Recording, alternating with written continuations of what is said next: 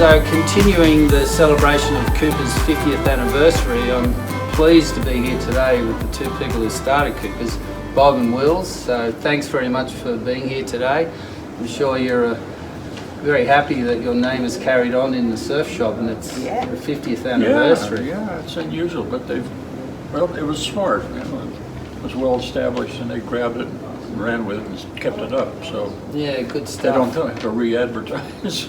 So let me take you back. 1969, how did the store come about? I mean, you were making surfboards then, Bob? I made surfboards in California. Yep. And came to Australia and loved the place. So okay, I want to go there.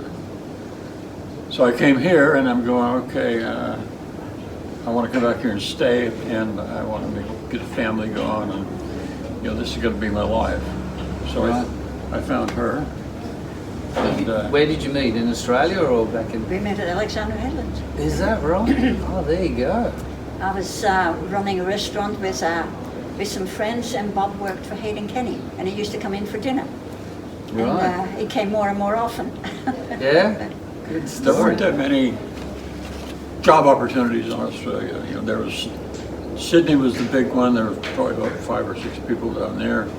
I didn't want to be in the city. I wanted to be in the country. And so I started looking around. I went to Coolangatta. Right. And tried to get a job up there, but they were all taken. So I hitchhiked up to Cairns. But while I was in Coolangatta, I met Hayden Kenny at Cabarita. Mm-hmm. And they told me where he was and how to get, you know, the process. So when I came back from Cairns, I stopped in at Maryborough. Because at that stage he was a big truck driver. He'd drive the sugar trucks during the week, and then on the weekends he'd go down to Alexander Headland to make surfboards. Right. And I thought, okay, I can use this guy and he can use me. And I talked my way into a job, and was there until I met her. Right. And we went back to the States, got married, and came back here looking for, you know, about 3 years later. Yeah. Saved up a lot of money. Right. And of course, all the good places were taken by then. You know, right. Byron Bay had 2 people. Crescent Heads had 1. Noosa had people. We were heading for Noosa. Right. Okay. And my parents lived in Coffs Harbour. Ah, I see. And so we stopped to see them on our way to Queensland. And then my father said, look, there's a really good building here, and this is a really good place to be because it has a highway, and it has an airport, and it has a railway, and there's nobody making surfboards here. It's a harbor? Wow. So we said, look, we'll give it a try. Right. And it worked out brilliantly. Oh, a lot of hard work, but yeah. And that was the original location down there? Yeah. Was it always that big? Because it was quite a big shop. No, originally it was just a front, and Right. it had an old house in the back. Right. It was 13 meters wide and 20 meters long, I think. And we lived in the thing for 7 years. Right, okay. And then we said, no, we've got to rebuild the whole thing. And so we kept the original front part, and then the whole of the thing in the back we rebuilt, and then built it 3 stories. Right. So we okay. lived above it, and yeah. Oh, I see. Yeah. So what was retail like back then when you first opened? Yeah, 69. So Pretty all the big guys were just starting up. Billabong was making board shorts in his bedroom Right. in Queensland, and the first things we had there was Platts, wasn't it? Platts was the first, yeah. Yeah, because there was nobody else. And did they have reps on the road, or did you?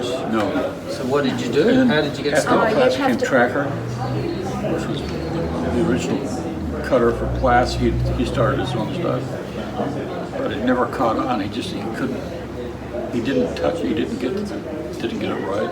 No, they just sent us a box of stuff. Right. There were no reps. Okay. I remember the first Quicksilver board short sold for $5.95. Yeah. Wow. $5.95. $5.95. Oh my gosh. Indestructible. Get some of those. They're still around. And what sort of turnover were you doing then? I mean, What was Yeah, was it I success found the from book of the first month we opened, and we took in $300 for the month of December. For the month? Yeah, Wow. And what was the rent? You were paying rent there? $16 a week. $16 a week. Yeah. And we eventually bought the building Right, okay. for $16,000. Wow. What year was that? When did you? Probably about, let me see, It was an Probably estate belonging to a yeah. Greek guy. Right. Oh, And he Funny enough, went a back Greek to guy. Greece and he wanted some money. right. Yeah. So his buddy sold it to us. He was in charge of it. Right. He said, "You want to buy the building here? Okay, you can have it for this and this. Yeah. Yeah. We'll take it." Yeah. And did you? And then we rebuilt it. You've got control of your rent then, haven't you? Yeah, and it had a Yeah. house behind it as well too. So we immediately moved into that. Right. Saved all that rent and sold the house that we had in Sawtell and moved behind the shop Yeah. and the factory. Rebuilt it and then moved on top. Put an extra story on, moved on top. Right. Right. Yeah, And which is a good move if you have children. Yeah, no, exactly. Yeah. Yeah. And how was the surf scene in Coffs Harbour compared to all the major? Well, it kept getting better because, you know, once we did the job that we wanted to do, then it became a point of destination. Yeah. People would stop in because they were on their way to Byron Bay. Before they used to just go past us. Right. Okay. And then they went, "No, we just want to see what's on at the Coopers." And that's what they did. And then it became a place where people would stop. And we had all the latest stuff and stuff that they'd never seen before because I'm getting it from Queensland and from Sydney. Yeah. Whereas if And you were repping, weren't you? Yeah. You were repping. And so if they're from one or the other, they only see that side of it. So we had a variety, plus our own touches. Yeah. Yeah. But in wintertime, you wouldn't have made it through winter. So Bob did wrapping for Tommy Moses. Right. Okay. Yeah. And what were you selling? Sorry. Cream. Cream. Right. Okay. And it was fabulous in those days. Was it? Tommy was Classic really stuff. good. Was it like to me? Summer was say 65% and winter was 35%. What was it like then? Was it Yeah. 90-10 or was it Wetsuits, 50-50? you see, wetsuits hadn't properly started yet. Right. You know, you could buy the old kind of, some old, you know, maybe zip-up thing, but they had no full wetsuits, they had Yeah. nothing. Yeah. Once wetsuits started, that became, you know, a whole winter thing. Right. You had to have the full wetsuit. Yeah. Yeah.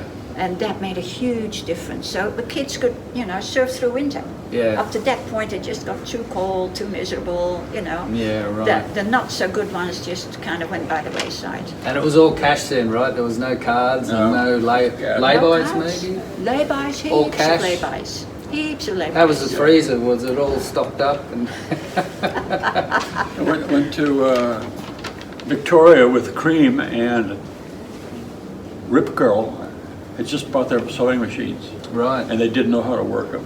Wow. So they asked Tommy, and so we waited in the bus, me and forget what the name was, but we waited there for 3 hours while Tommy showed them how to run the sewing machine so they Wow. could make wetsuits. You heard it here first. But don't forget, That's those were also the days of no consumer protection. So if you sold stuff and people didn't pay you, you had no, Yeah. No recourse. nothing. Really? You had no recourse. There was no Wow. consumer protection. Wow. You know, you could wait and wait, and they'd probably never pay you. So the people who knew how the system worked, they would never pay you. Wow. And so yeah, of Tommy course. And really there were plenty, yeah. suffered from that. And you know? what about customers? I mean, if you had a faulty product, I guess the same would have been there where today, you know, there's buyer protection. Yeah. But that was more a good customer relation. Yeah. You know, if it was genuine, you come good. We looked after them And if because it, that was you going to be know, our reputation. And it was Yeah. a hugely complaining customer, and you knew that they weren't right, then you tried to just say, hey, Yeah. you know. Yeah. But it's not now what they say, oh, well, go. Yeah, that's right. Yeah, it was And- different. What did you love the most about the store? What gave you the... I guess just the public and the reaction, you know, Yeah. and it was new and it was exciting, and certainly here in Coffs nothing had happened like that before. Right. So we'd have, you know, the boyfriend took the girlfriend on a Saturday morning to come and have a look at it, maybe Right. buy something for him, or, you know, just, It was a square town. Yeah. and we had the hip shop.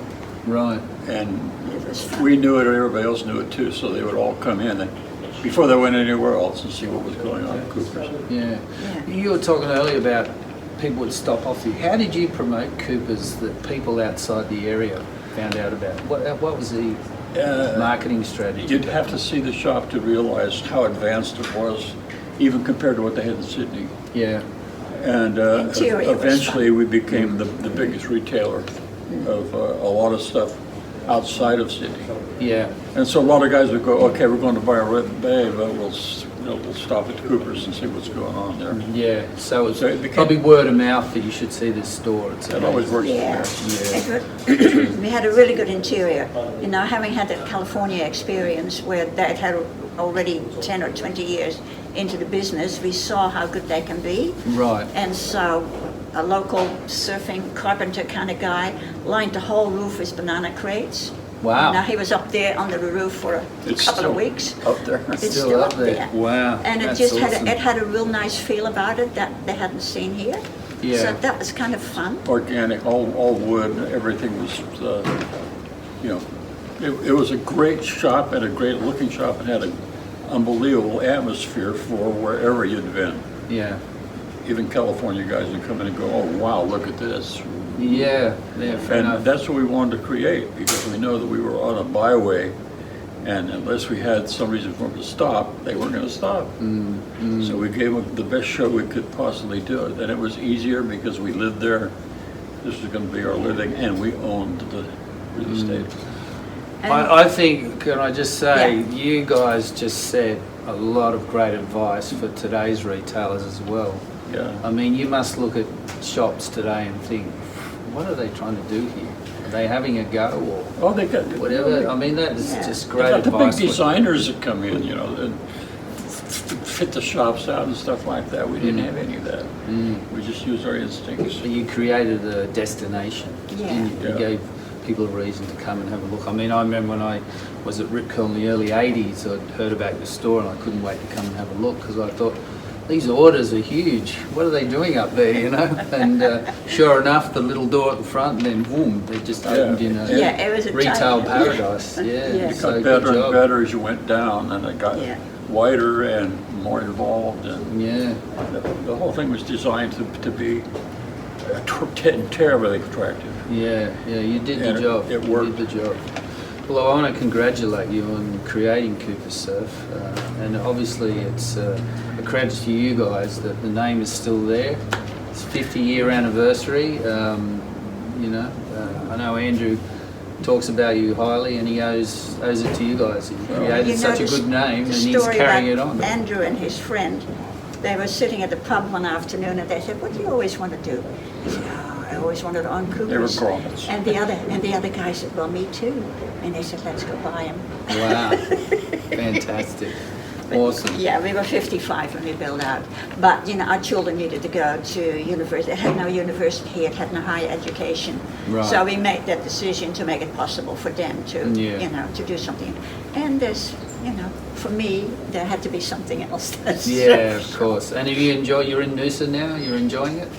Yeah, it's been really Yeah, I good. really like this. I Excellent. mean, we're now in our 80s, you know, so it's just, you Yeah, know, perfect. life is winding down, but yeah. And do you it's get been down good. there and check the surf when it's working? Used to, yeah. I don't. I'm wiped out now with the age problem, but I surfed it every day when I was there. Yeah, nice. We had a nice. beach on the house for 25 years, and just kind of in the last couple of years, just, you know, moved to a smaller place, not on the beach, but, Yeah, but nice. suitable for us. Nice. Yeah. Well, thanks very much for talking to me and ASB, and I hope you have a great night tomorrow night, and thanks a lot.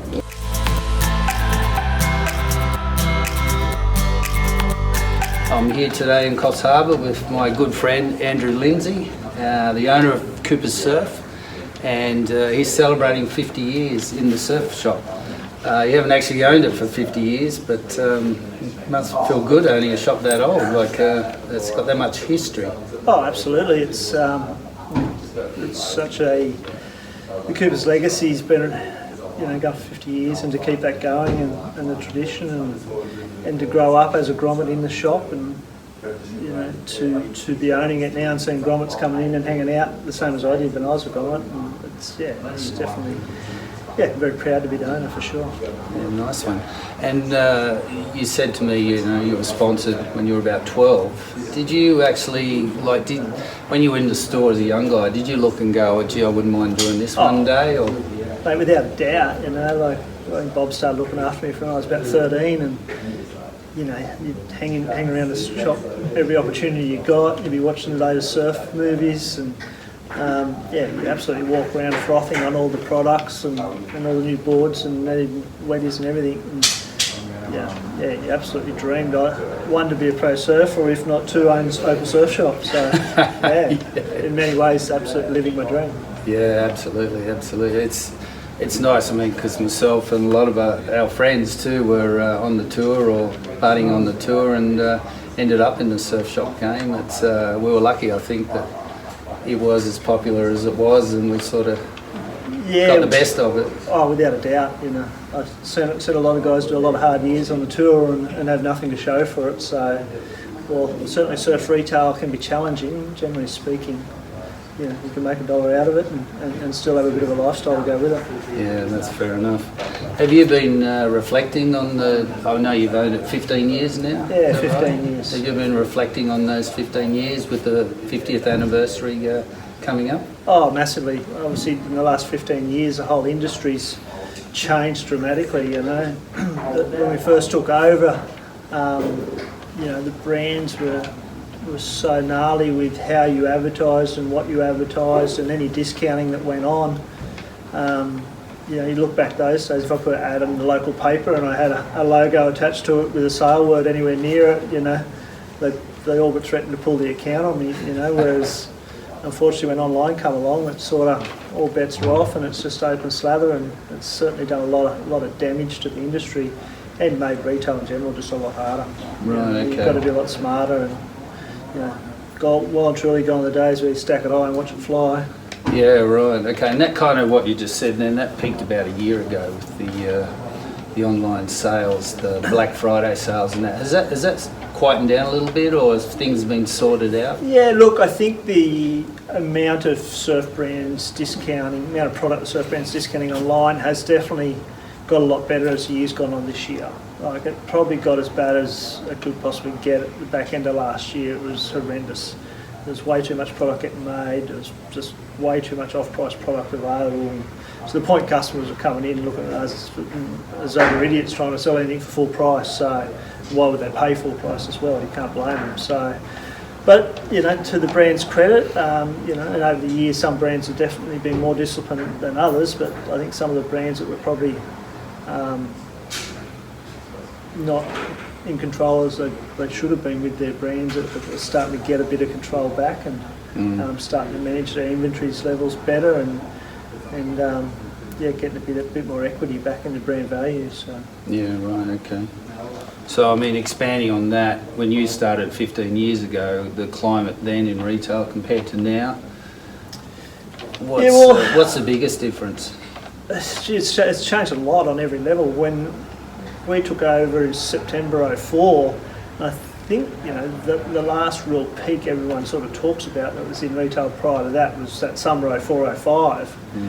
And, you know, there was doors opening left, right and centre, there was brands started to retail and all those things started happening. Then online took off and, you know, got out of control. So, it's changed massively, you know, in so many ways. The brands are now our competitors. Yeah. In so many areas, they've got a brand shop beside them. So, you know, fortunately for us, we don't at this point in time, and hopefully it stays that way. You know, our strategy's always been to support the major brands as much as we possibly can, and not give them a reason to open up in our trade zones. And you know, fortunately, you know, I've got fantastic relationships with them, and you know, thus far they haven't opened up on me, which is, you know, I'm obviously very pleased about. Yeah.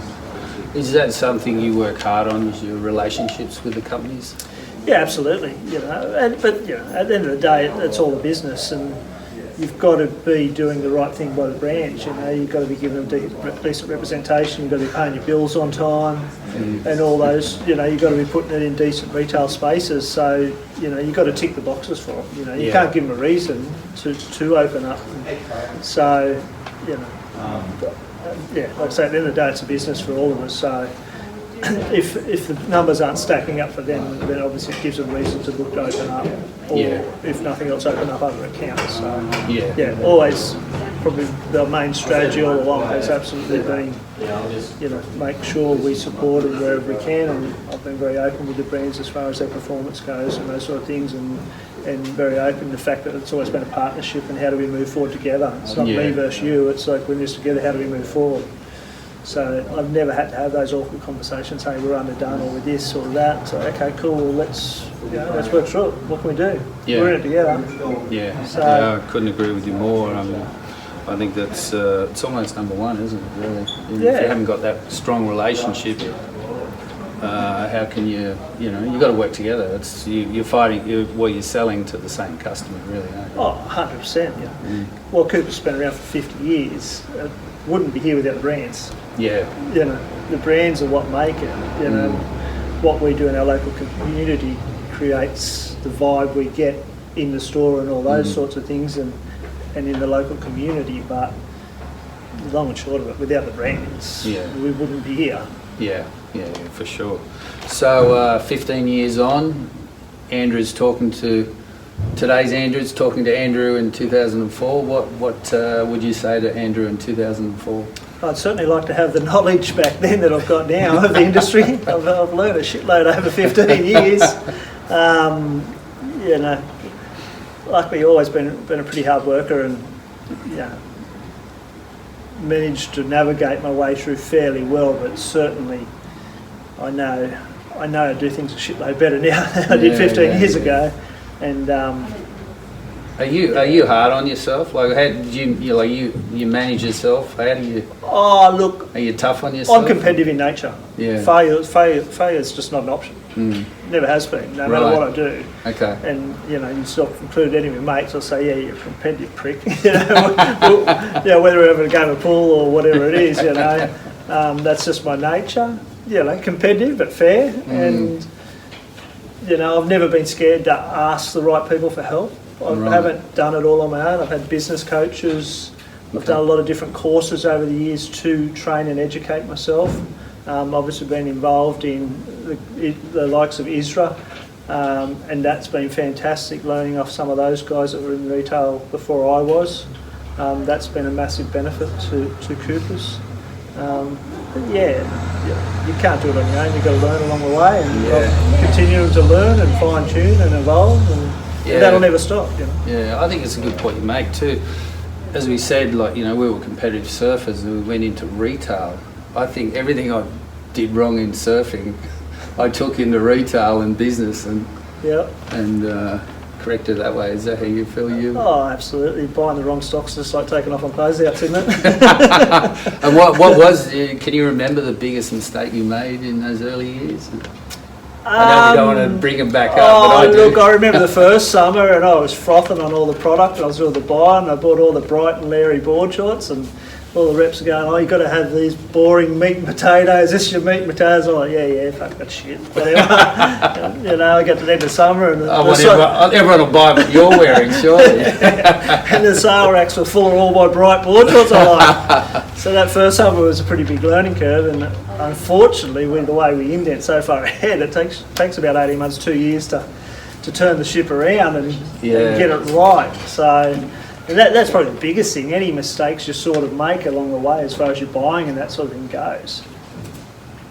By the time you see it sell through and then you bought for the next year, it's not something you can change in 5 minutes. Yeah, that's right. Yeah, you've got to stare at it every day you're out in the shop, and it's your money too. And boy, it hurts, doesn't it? It does, absolutely. Yeah. So, and then obviously, you know, using your point of sale and reporting systems better to really analyse your reports and drill down when we bought the business, the previous owners used to handwrite the reports and fax them, and Wow. there was no budget, so it was back in the good old days, just ordered 10% up on last season, the same season last Yeah. time, you know. 10% on year growth. Yeah, Boy, you know, bring back those. that's what they told me. What's your strategy? Just 10% up on last year. Wow. Yeah, and Wow. that's how I was taught. So Yeah. it's I had to basically, work my way through it all and then get my head around it and start getting some systems in place and budgets and all those things. Right. As the industry was, going backwards to a degree. So. Right. So you would have relied heavily on a lot of the reps Oh, for their honesty and as far as yeah. buying and that. Did you? I know myself. I used to look at reps and go. I'd hang on every word, and I go, hang on, what you just said. Yeah, it's crap, absolutely. but, but some were like amazing. Yeah, 100%. Bruce Tippett's and Bruce Turner's and. Yep. Sorry if I left someone else out, but Yeah, those look, names you come to mind. Yeah, back then they'd see the newbie sitting there, and the natural instinct for them was to try and load you up and all those sort of things. And back then there wasn't the various back end support you can get now. Did you have some reps doing that you called out, and next year you went? Absolutely, yeah. Next year I call bullshit on them, you get a sort of feel. You get the reps that they've been genuine, and you actually want to be told not to buy certain stuff to get that trust with them. I mean, don't tell me to buy everything. Don't tell me everything's killer. Yeah, I want to. Yeah, you actually want a few reps to go or during a range go. No, this isn't right for your business, or it hasn't been real positive. It hasn't been received real well. Yeah, steer away from that. Yeah. You actually want a bit of that more so than buy. Yeah. Oh, exactly. I mean, that makes a good rep, doesn't it? Yeah. Same as your customers come to shop. Like, you don't try and ram everything down everyone's throat. What are you looking for? Let me help you find what you want. Yeah. Rather than because you want them to come back, right? Yeah, 100%, without a doubt. You want them to come back and you want them to be a bit happy and those sort of things. Whereas if now when we buy ranges and we're analysing sell-through reports before we buy the corresponding range the next year, the rep's got to see it in the cold hard figures. What they've sold you, how it's performed as well. Right. So back in the early days there wasn't so much of that. Yeah. When I first had the business, whereas now it's like, oh, you told me to buy this shit. Look how it went. Here's the There it numbers. is. Yeah, come down on the weekend and help me sell it. Yeah, You stand out the front. So there's so much more accountability these days back on the reps, the account managers and that sort of thing. And it's, the better account managers when you sit down the range, they're saying, man, we went down this road last year, we don't need to do that, that didn't really work. And they help navigate you through it. Yeah, right, okay. And just your customers, like you're in Coffs Harbour, country town, big town these days, but you live here, you surf here, you drink here, you go to restaurants and you've got customers coming in, you've got a great business, you've built it up to how many, 6 shops? 7 shops. 7 shops now. He owns Coffs Harbour. Stay away, Vans. So you've got to be genuine, you've got great staff, obviously. Yeah, look. Do you feel the pressure of that, or it's just you just enjoy it? Oh, 100%. The day I bought the business, I had to stop dropping in on everyone. I didn't know you'd stopped. Only when I don't see you. No, but what you're saying is right. Like you've got to. People judge it. It's obviously the tall poppy syndrome in Australia is bad, so you've actually got to go over and above. So obviously your friends know who you are and how genuine you are and whatnot, but beyond that, people that don't know you that well can judge. So you've got to work just as hard outside the shop in a regional area like mine as you do inside the shop on, building that trust, getting that support. You've got a corporate responsibility to invest back in the community. We sponsor the local board riders, Coffs board riders, Sawtell board riders, heaps of other sporting groups. We support whatever charities come along. I'm sure we'll be doing a lot for the fire victims and whatnot that's gone on at the moment going forward. If you're taking a lot of money out of the local area, you've got to be seen to be giving back. And it's a corporate responsibility to do that and to build trust and faith. Yeah, right. Okay. Yeah, fair enough. And you've obviously done it well. Well done. Yeah, thank you. You've been Australian retailer last year, I think, 2018 and that. What does it take to be a good retailer? In as short a words as you can, because I know it's a big job. Look at systems, policies, procedures, systems in place. Everyone knowing where their KPIs are and that sort of thing, and it's all about having the right team, you know. And you know, we changed our strategy a few years ago when we come to hiring to hire more on personality than necessarily what their resume said, because you can have the most educated, trained person. Yeah. That ticks all the boxes for what you need. You can't train personality. No, that was done but years can ago. be an absolute arsehole and tear the place apart as far as, you know, the attitudes you need in retail, you know. You've got to have that positive culture, you know. You've got to have the right people that are going to buy into it and want to be a part of the family, so to speak. And, you know, touch wood at the moment, we've got a fantastic group of people, and they call it the family, the Coopers family and that sort of thing, so they all just, you know, they really buy into it. Yeah. Really, long answer, long. It comes back to your people. It comes back to your people and making sure you train them and they know what is expected. Yeah. Take away the grey areas wherever possible. Yeah, right, okay. Yeah, well done. Well, look, congratulations on continuing the Coopers legacy. Yeah, I know Bob's in town, which is going to be great. We're going to have a chat to him. yeah. And I hope the celebrations go well. I'm sure they will. Yeah, we'll do our best. And just a little secret, he does all his partying down in Manly and the Gold Coast. So not in Coffs Harbour. Smart man, this boy. Absolutely. All the best. Thanks, mate. Good on you, mate. Good to chat. Nice to chat.